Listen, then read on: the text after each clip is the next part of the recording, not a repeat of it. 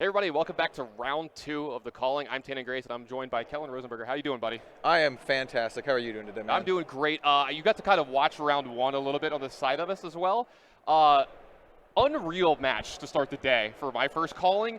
If I had a checklist of things I wanted to see at a calling, an eclipse going off would be at the very top of that list. Oh yeah, man, me too. That was like one of my most wanted things. We have all this chain action here. Eclipse is such a sweet card. Seeing Ursa actually hit the field, especially on like a crucial turn, like the last turn of the game, such an absolutely sweet play. Yeah, and it was great to see that happen because I had talked to the player ahead of time, and he talked about how in the control matchups, which that was, is your early turns matter so much, and trying to not remove too much stuff from your deck. You want to utilize your cards more for resources and stuff like that. And you saw him pitch that Eclipse on turn 1, and the last turn of the game, it ended up coming back around to win. Oh yeah, so, that's like masterful setup. Yeah, absolutely. Now we are going to have Chane again this round.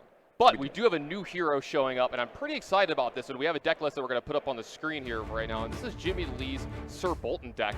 And right away, I noticed something a little different here than what's been popular in the last ones.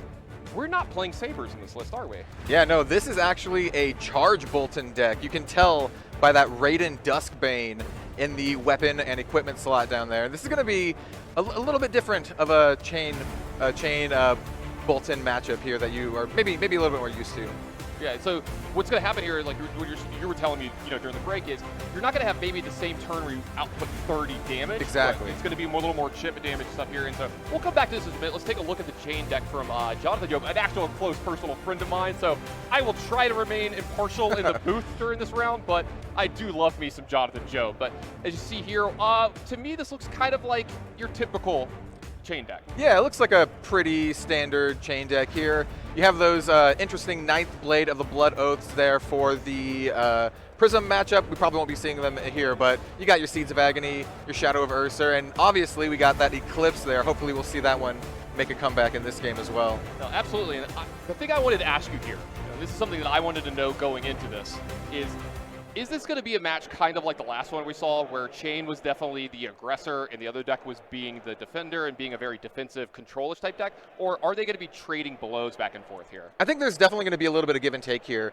The way Charge Boltyn basically plays is he likes to set up for really explosive turns. So he's going to have a little bit of off turns where he wants to block and set up for those really, really big charge turns where we can get some really explosive damage out there. Okay, so you're saying he's setting it up for these big turns, right? And we've seen what Chane can do. If you've been around Flesh and Blood for the last few months, you kind of know what Chane can do. It's the most played deck.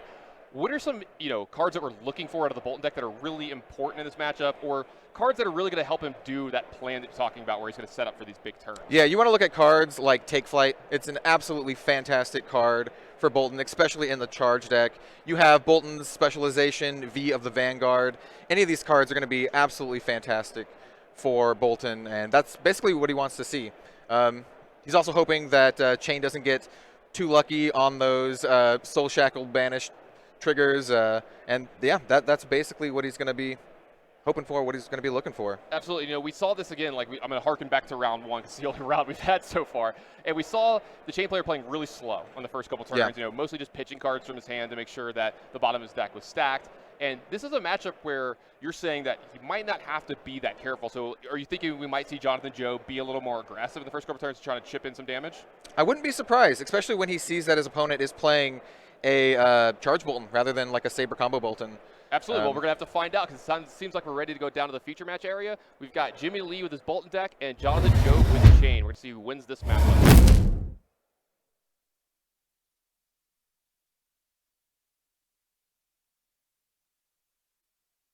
And so I got to tell everybody, I'm actually staying with Jonathan Job during this trip. And he stayed up really late one night recently getting the Boltyn matchup down for his Chane deck, but it was all Sabres. So all Sabres. Hopefully some of that knowledge, helps out with him a little bit here. It's a very interesting note that the equipment side for Boltyn isn't running any Arcane Barrier except for on that Skull Cap. That is actually really important, right? Yeah, which has that 3 Arcane Barrier on it, but it's just one thing to note. It's going to be very tricky here. Looks like it has Shadow of Ursa getting attack in here on turn 1. Pitching a Rift Bind for some resources here, or getting banished, sorry. And it looks like we're going to have an Arsenal from Jonathan Job, and that's just going to be it because we got a block from Jimmy here. So Good old attack, make a Soul Shackle, and pass the turn. Now, with Ser Boltyn, are we going to be seeing attacks from his hand here, or more just like weapon attacks as the game goes on? There's going to be a combination of both, because you really can't activate Raiden unless you have that kind of momentum going. So this one is an I can't read what this is. Yeah, the glare from the card a little bit. Engulfing Light. Yeah, let's say that looks like an engulfing light, so it's going to go ahead and charge up the Boltyn. Like you said, very important this matchup for him to get as many cards as he can in his soul. So Boltyn's a hero that some of his cards allow him to put a card face up under the hero and charge his soul, and that's going to allow him to do a lot of really good things later with these weapons. Exactly.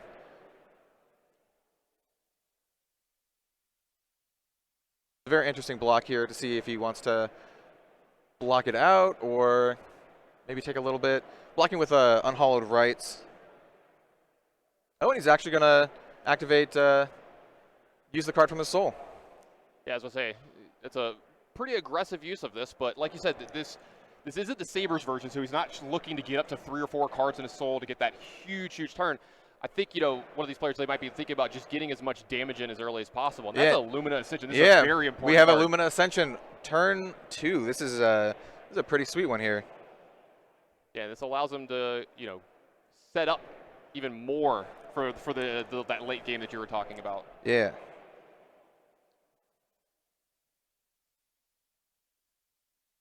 And look, we're kind of talking about this a little bit before the match. I don't blame him. Jonathan Job's doing a little bit of reading on a few of these cards because this is a very different version of Boltyn. And, you talked about this before the tournament. You like the idea of a Dark Horse having a chance to make oh, yeah, it for here sure. because of the fact that this game is relatively new when it comes to America, and these players haven't had a lot of chances to play it, so they might not be familiar with all these decks. So some of the cards that are in this version of the Boltyn deck might be a surprise to Jonathan Job. For sure. And this Raiden Dustbane coming in for 4 right here. It's really going to force him to, either take some chip damage or commit more than 1 card to block. Looks like we did get a block from the Organized Skullcap this turn, so he's got a Battle Worn token on that. It looks like some damage is going to get through here. So Jonathan Job is going to go down to a few less life total here. And we're going to charge up the soul for Jimmy Lee here. I think that's going to be it first turn, yeah. Returns all the stuff to the zones that it goes to. Forcing blocks on the equipment early on is really, really good. That's what you want to see as the Boltyn player. Just getting those early blocks, whittling down their equipment so you can have more explosive turns later. Speaking of explosive turns, none of that just yet for the Chane player. We're only at 1 Soul Shackle, so exactly. 1 card getting removed here. That Rift Bind, you have to see when it comes out, if it's going to stay in there for a little bit, so that might be a couple extra damage points that Jonathan Job's going to be taking this game, so some free damage for Jimmy here. Or maybe Jonathan knows that, is this the kind of matchup where he needs to be more aggressive with these things and not take so much chip damage from his Blood Debt? I think so. I think that's definitely true. Not only that, but, Chane gets more powerful the longer the game goes. And he just really wants to get to that point where he can have these amazing turns with all of these cards played from the Banish Zone, all these sweet Blood Debt cards. Here we have a Shadow Puppetry, fantastic card, +1 and go again on the next attack. So let's see what he's going to throw in after this. It looks like he might be going to his arsenal here. Ooh, oh, this is a Command and Conquer. That's a nice one. A lot of damage here. That's a fantastic card you want to give go again. It's a 7 attack Command and Conquer coming in. Really hard to block. And I always check every time I see a Command and Conquer. There is an Arsenal card on the other side on Jimmy Lee's side of the battlefield. So if any of this damage gets through, Jimmy's going to lose that card from his arsenal. So this is a big play early in the game. Yeah, for Jonathan. sure. Absolutely. The fact that it's just coming in for 7 alone is just amazing. It means he's going to have to commit at least 2 cards and an equipment or another card to block it all out. Yeah, and so get used to seeing this card, people that you're watching here today. Command and Conquer is probably the most ubiquitous card played. Oh, for sure. In Flesh and Blood. This is a 6 of power attack card that if it hits the opponent, like we've been saying, the Arsenal card goes away. And the Arsenal is a very important part of a lot of these decks, especially a lot of the Boltyn decks are trying to set up for one of those big turns, like you said. So they might leave something in their arsenal for a few turns, and this can really throw a wrench in that plan. Oh, yeah, for sure. 100%. So it looks like some damage did get through with the Command and Conquer here, and the Arsenal card was put into the graveyard. I think you are very right.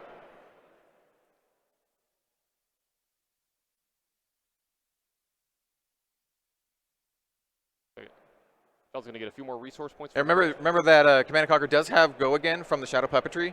So we are going to see some more action out of Jonathan here. Yeah, that's a lightning strike. Coming in with the Nebula Blade.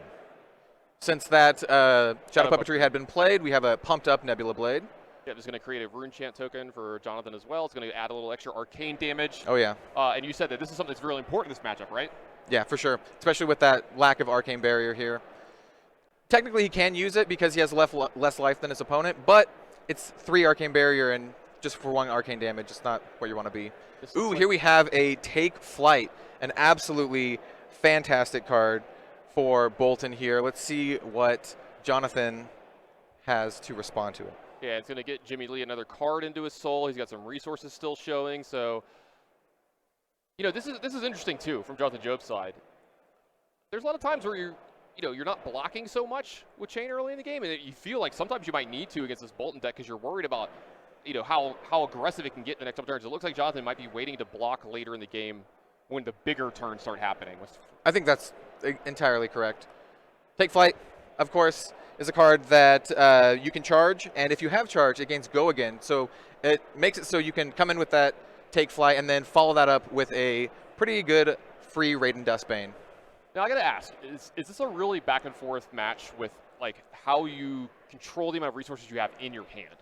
Because, you know, Jonathan, as the game goes on, his hand becomes less important only for resources. But for Jimmy, it seems like it's really important in the entire game because not only is he going to need to block at some point in time, but he's got to charge up his soul, and that costs a card from your hand. Yep.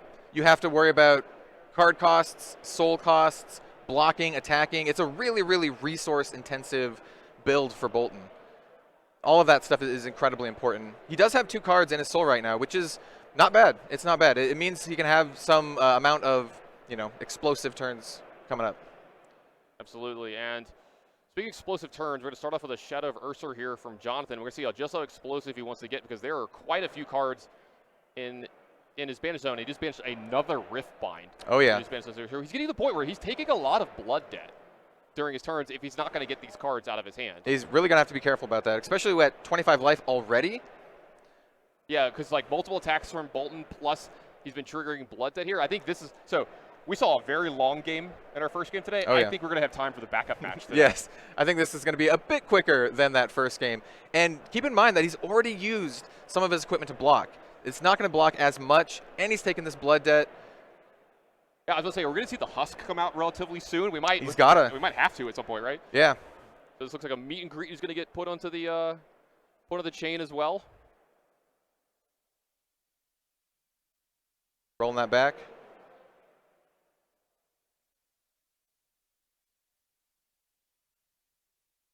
Yeah, looks like we got a little something here. So they're going to make a judge call. So let's keep talking about what happened here. So yeah, you know, we see, you know, Jonathan as a Chane player getting through some damage here early. We've got Jimmy already down to 27. As a Boltyn player, is this a life total that you're kind of worried about at this point of the game because it's so early and he hasn't even really had a giant turn yet? As a Boltyn player, if I was in this position, I would feel pretty good.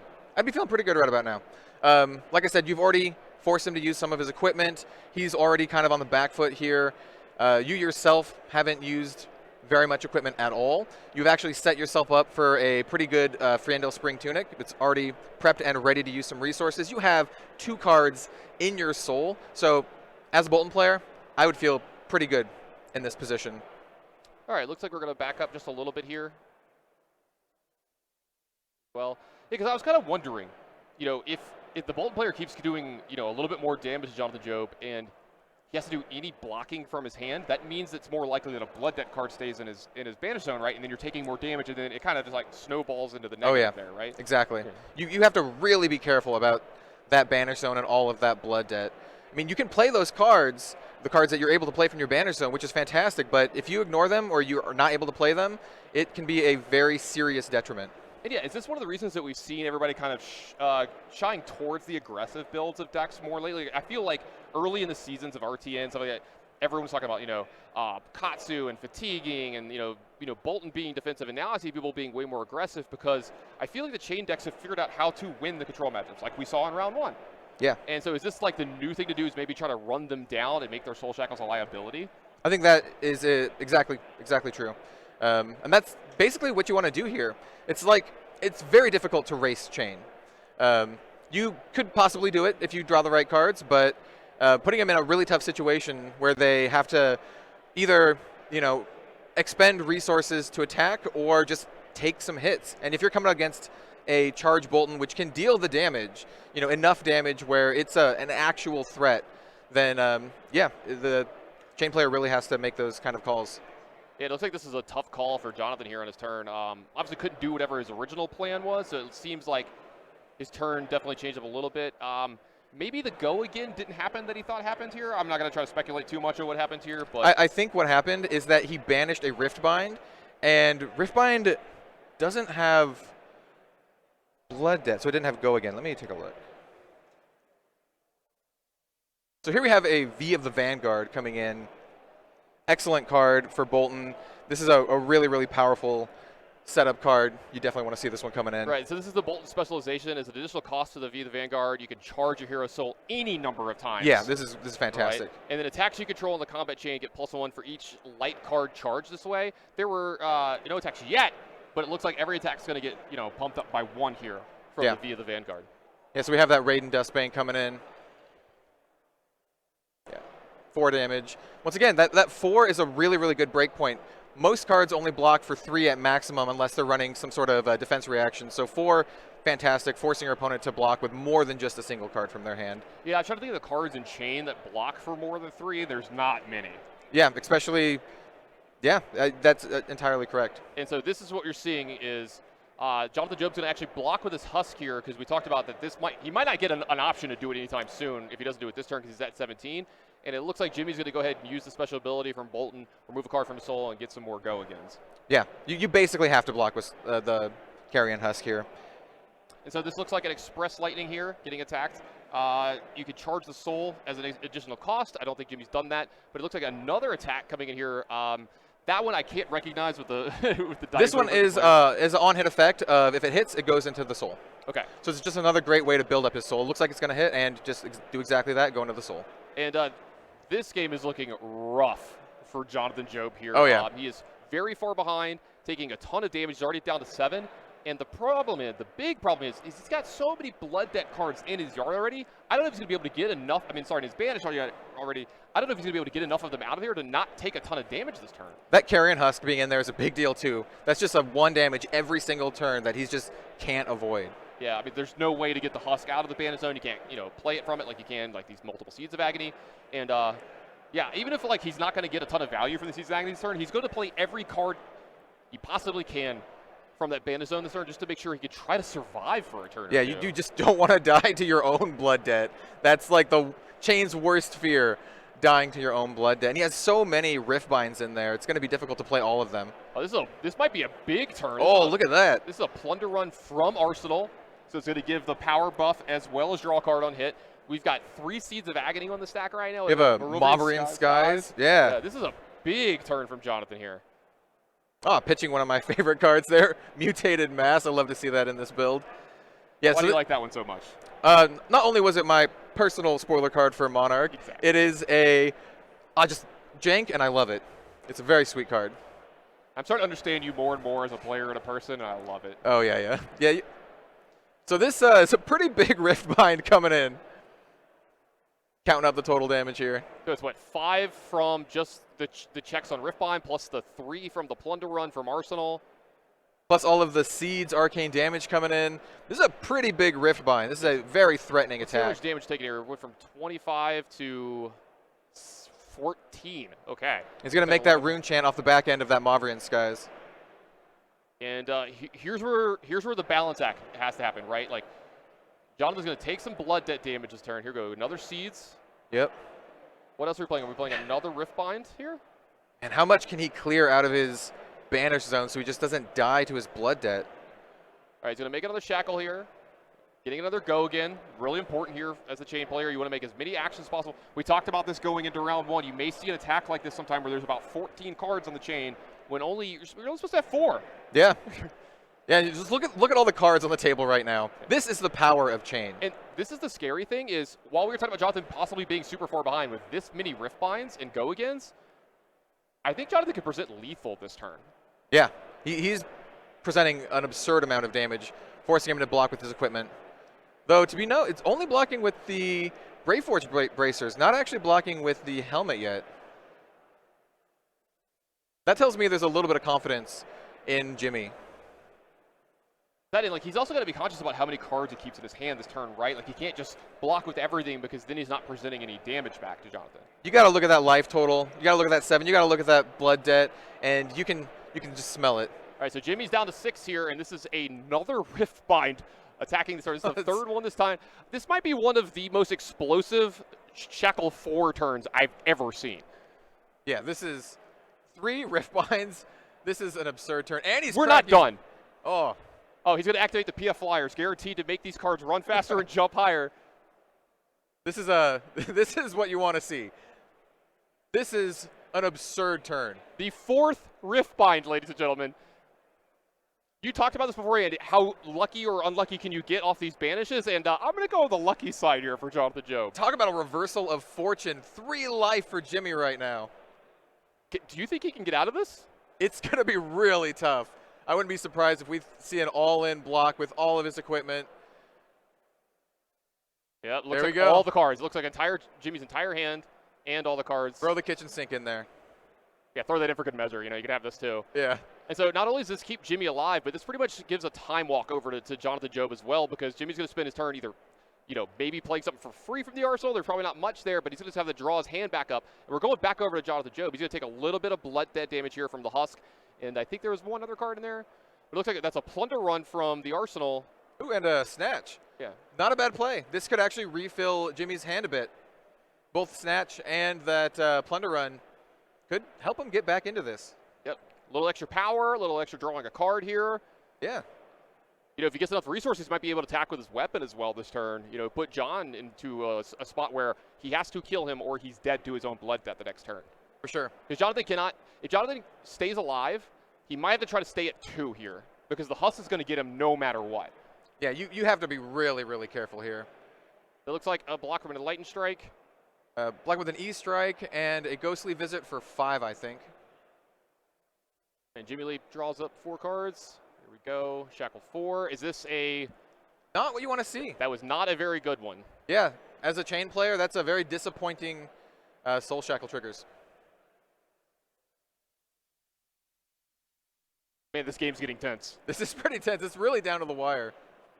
That's what you love to see about these 2 classes coming in together. These really, really aggressive decks coming down to like the last couple life points. So we're going to start the turn off with a Soul Shackle here from Jonathan.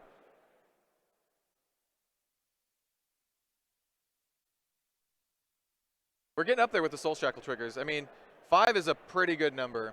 It's getting to the point where it's going to have some very, very threatening turns. Yeah, I feel once you get to like the 5, 6, 7 range, that's when the real ridiculous things happen. Even though, I mean, we proved that wrong last turn with the quadruple. Last turn was quite good. Quite good, you would say. But it looks like we're going to activate a Nebula Blade here. It's going to have go again. Looks like he's finally going to block with that Arcanite Skull Cap. And the Brayforge. Yep, so like you said, just a lot of all-in blocks here on the last couple turns just because the life totals are so low here, Jimmy being a 3.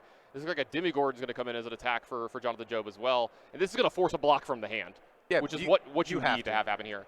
Yep. Ooh, blocking with Celestial Cataclysm. Yeah, Jonathan's going to take some blood debt damage here.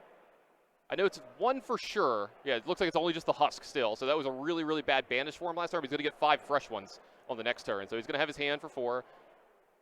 Here we have another Express Lightning. Yeah, this is threatening. Every single card at this point is going to be a very threatening play. It's really, really down to the wire, especially going up against Ser Boltyn with 2 cards in his soul.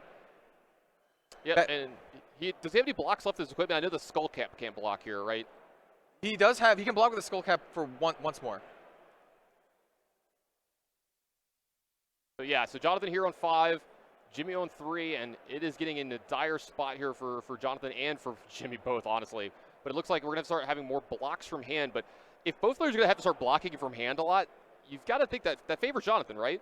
Oh, for sure. He has more life. Life is a resource, and you can use that resource to take a little bit of damage to come back harder. Block with 2 plunder runs here. Blocking it out. Oh, here we have a Snapdragon Scalers at PF Flyers, like you said. Yeah. And then following that up with a Raiden Duskbane. This one is coming in for 3 since he did charge this turn. Yeah, but you can see Jonathan is not happy about getting attacked again this turn. He wants to try to keep that life total up just a little higher because he might, if he, the less cards that he has in his hands, the more likely he's going to take blood bet damage. Yeah, you really just want to strip cards out of his hand.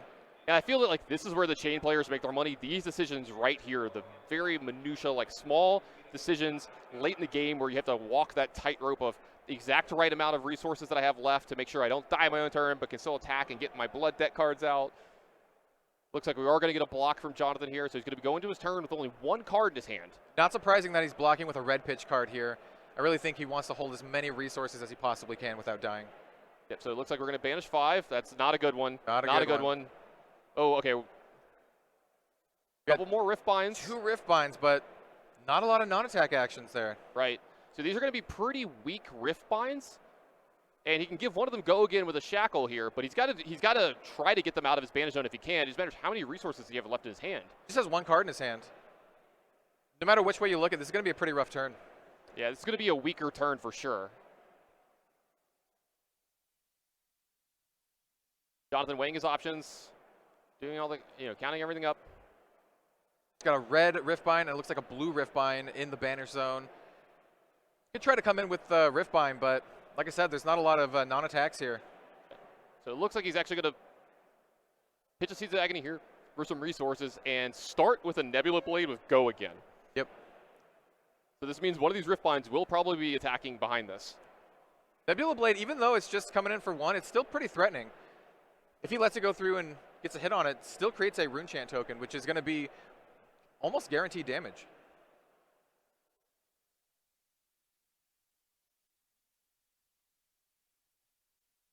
All right, Jimmy doing a thing that's really important here. He's checking on the blood that's left over in Jonathan's deck. He's like, how much can I block this turn? I need to maybe force through only 1 or 2 to possibly get this done. Oh, right. Looks like it does hit. Creates that Rune Chant token. I think this is a pretty big play. Yep, and the Rune Chant token's gonna fire off here. Put the Ser Boltyn down to 1. It looks like we got a block on the Riftbind from Boltyn, so that's gonna be Jonathan's turn. But Jimmy holds on at 1. Jonathan is down to 4. He's going to draw out 4 fresh cards. Can the Boltyn player push across those last few points here? Looks like we got to take flight. Another take flight. Giving it a go again. Yep, charging up the soul. 3 cards in the soul. Resources showing too. You got to believe at least that blade is going to possibly come in this turn. Maybe possibly another card from hand. This is going to be a pretty big turn for Jimmy here, and he really needs it. Being at 1 against Chane, any class that can deal some arcane damage is going to be pretty rough. Yeah, if you're not killing him here, you need to get multiple cards out of his hand. Exactly.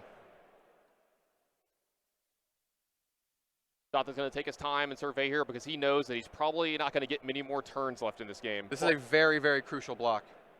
You've got to, again, just like we said last turn, make sure that you don't take too much damage, but leave enough resources in your hand that you can try to win on this turn. Because I got to believe if we're going into the next turn, that the Chane deck is at a very good spot to possibly win this game. A lot of arcane damage stuff that could possibly come through to get that last single point. And then 6 Soul Shackles too. He's going to have a large pool of cards to choose from. Also, he's missed pretty bad on his last couple ones, so you got to believe that deck's going to be chock full of blood debt going for us. I mean, we have seen a lot of Riftbinds go by now. I think we've seen 5 of them, but there's a bunch of other stuff going on, and you got to think any seeds from here are going to be huge. Yeah, you've got to hit at some point here. I mean, we are in Vegas. You don't have to. I guess that's the name of the game here, all down to the luck of the draw. Yeah. Jonathan definitely taking his time here. You can't blame him. This is going to be one of the hardest turns that he's going to have to deal with in the entire tournament, probably. Yeah, this is a lethal attack coming in for 4. And also, you need to be blocking a decent bit of it, too. Yeah. It's going to require 2 cards from hand to block it all out, or a card and that Arcanite Skullcap. Ooh, coming in with an attack reaction. And that's going to be the game. Wow. Fantastic. What a game, Red Zone. I got to say this. I thought Jonathan was completely out of this game early, the way that it started taking so much damage, missing a little bit on his blood debt cards early. And then we saw, we talked about the checklist. A quadruple Riftbind turn might have actually been towards the top as well. That was an insane turn. Yeah, I mean, I need to go back and see the exact amount of damage that was threatened that turn, but it was somewhere probably in the 20s or 30s. As if we hadn't seen a turn like that the entire tournament. And I got to say, I was actually pretty surprised how great the Boltyn deck did in this matchup at being aggressive while it wasn't playing the Sabres. Yeah, I love to see it. I love to see these, like, not exactly off-meta decks, but these, like, different takes on popular decks. And it really, really showed the power of Charge Boltyn here. You saw the explosive might there, pushing through damage, you know, outpacing Chane himself. Though, to be fair, Chane got a little bit unlucky there. Part of the game, though, right? When you're playing Chane, you're banishing stuff. You don't always banish your blood deck cards. And I got to say, I think both players played great. Jimmy played really well. I love seeing how decisive he was. Like, he knew what he was doing, like, every single turn. He looks like he's got that matchup kind of down. And you got to believe that if you're coming into this tournament, you really need to know what you're going to do in your Chane matchup. Because, again, we joked about this. If you're playing 7 rounds today, if you play all 7, you're probably playing it 2 or 3 times at the least. Oh, for sure. Yeah, so great stuff there from Jimmy. Honestly, what do you think was like the most important thing in that game? The fact that he got to like attack and charge at the same time, or the fact that we had misses from from Jonathan's side? I really think it's a combination of the two. He was able to keep up a lot of pressure in that, just really, really force him to block, put him in really, really tricky situations, coupled with kind of missing on a couple of those Soul Shackle turns. You know, Chane did have a fantastic turn with those 4 Rift Binds, which is pretty absurd. But even that couldn't outpace just the constant damage of that Charge Boltyn.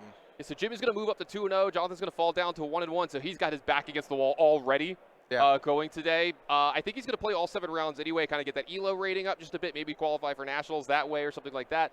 But it's kind of important that he gets those matches. Now, you know, we hadn't had you in the booth in round 1. We got to kind of talk a little bit about yesterday, so I kind of wanted to bring you back into that discussion because I know you had a ton of fun too. How was the Tales of Aria World Premiere for you? Oh, dude, the Tales of Aria World Premiere event was absolutely fantastic. Other than just playing the game and playing with these new cards, the atmosphere in the room was electric. Everyone was super hyped. It was like one of my top gaming experiences that I've had, at least in the last 10 years, if not in my entire life. The first big open, when the guy screamed, "Oh my God, oh my God, oh my God," and yelled it up, and every content creator in the room swarmed him with their cameras to see the new cards. It was pretty great. Everybody at my table was super excited. You know, they had us at tables of 4. And, you know, we were all spaced out really well, you know, really well-run tournament. And we got to open our packs, and everybody's like, "Oh, what did you open? Who got the cold foil?" You know, like, everyone's super excited. And I can't remember the last time that I was around a game where everyone was, just excited to be there, but just in good spirits, happy overall. Like, all of my opponents, whether we won or lost, because I did okay in the event. You know, I won a couple games, I lost a couple games, kind of where I wanted to be, you know. And everyone was like, you know, what a great game. And, you know, I lost a super close one where, like, you know, I made a small play mistake, and, like, I saw that, I learned from it, so that's a big, you know, good thing as well. Now, talking about Aria a little bit, when that starts to come into Classic Constructed, that's going to change things a lot. Like, a lot of people saying this might be the death of Chane being the best deck. What are you looking forward to the most? What do you think is going to start changing the most with this? I think the meta is going to slow down quite a bit. There's a lot of control elements coming in from Aria. We have those Frostbite tokens. I think those are going to be a big player going forward in the Flesh and Blood meta. I think some of the heroes are going to be absolutely fantastic, if not all of the heroes. Personally, I really want to build Lexi. I can see some really, really sweet stuff with Lexi, getting those, like, dominate on-hit arrows. I think she can do a lot of stuff. And then you can't discount Oldhim there, just tanking up, just absolutely dragging the games out. I was about to say, so we get, like, 2 kind of different heroes, right? Like, Lexi's coming in, and a lot of people are really excited about that because Rangers, you can play Ranger, but when it comes to, like, you know, the higher levels of Constructed, it hasn't had its real day in the sun yet. Oh, for sure. You know, when I look at the stats for, you know, the Artians, it had 0 wins. Poor Azalea, personal favorite of mine, but I'm a fan too. By the way, I played Azalea yesterday, but a lot of cards are coming out in this set that are going to be good. You know, we got some really good on-hit arrows, like you said. We have some equipment that's going to let it have 2 arsenal spots, which a lot of people are really excited about that. We'll see how it works out with Command and Conquer being in every deck. Yeah, that's true. If you don't have your Command and Conquers, have to worry about the Command and Conquer. If you don't have your Command and Conquers, go out and get them today because it's going to be important people play that. Now, you did mention Oldhim.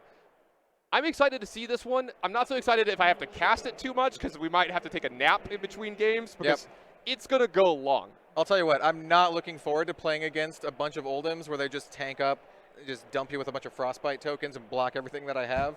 Can you imagine the mirror? There's going to have to be some card that breaks the mirror just because, like, otherwise you're never finishing a time. It's going to go to fatigue and just going to start whacking with your one-hand hammers. Yeah, exactly. So is that all that, you know, really excited you out of the new set, or was there anything else? Briar in Limited was absolutely fantastic. It surprised me at how good it was. Oh, yeah. Just getting that arcane damage, just even if it's just like one arcane damage here and there, is such a big deal in Limited, especially when you don't have any arcane barrier to block it out.